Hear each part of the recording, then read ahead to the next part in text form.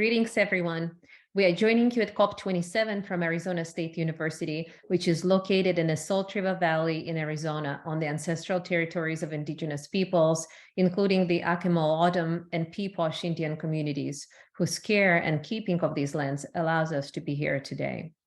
Turn It Around is a youth-led climate education initiative which started over a year ago and since then evolved into an intergenerational movement of artists, activists, and academics working together to radically reimagine education for more ecologically just and sustainable futures. Our project stems from the urgency to acknowledge and address two interrelated challenges. First, education is directly implicated in the climate crisis. Despite all efforts to promote education as key to sustainability, schools and universities instead serve to maintain the status quo, separating humans from nature.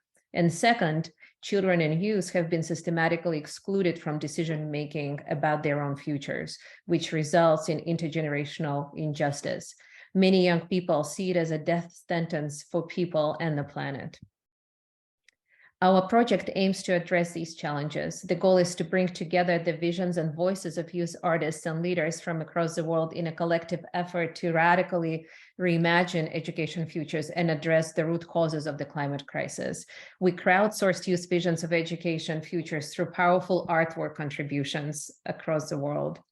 The result is a deck of educational flashcards called Turn It Around. Usually, flashcards are designed by adults to teach basic facts to children. In our project, we decided to turn it around and ask youth leaders and artists from across the world what are the basic facts they want adult policymakers to know when they make decisions about the futures. These cards introduce policymakers to new ideas, and they also shift and shuffle existing knowledge to disrupt the status quo. To accompany the deck, we also created a policy report which speaks the language of the policymakers more directly. So highlighted in our policy report, which can be seen on the screen, our project activates a series of turning points in order to turn around the environmental catastrophe while reconfiguring the role of education towards ecologically just and sustainable futures. We agree that climate education is urgently needed, but we know that it is not sufficient in itself. We need a major paradigm shift in education that changes people's behaviors, their mindsets, their hearts, and move them towards climate action. This project identifies certain turns, and with these turns, we have calls to action surrounding each of them.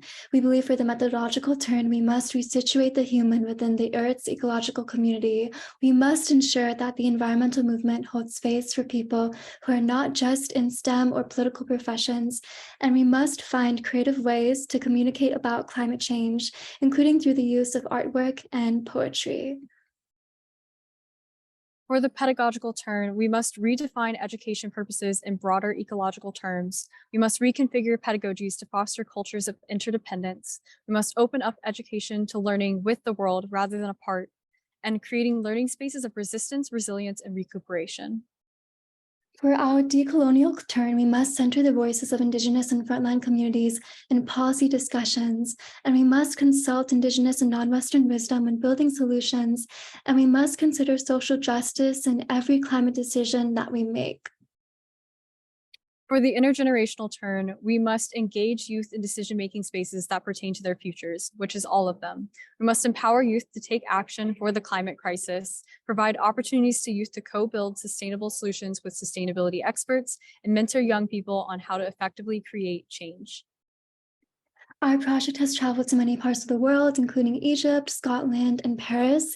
We've been able to share this project with delegates, including John Kerry and leaders like Antonio Guterres and Patricia Espinosa.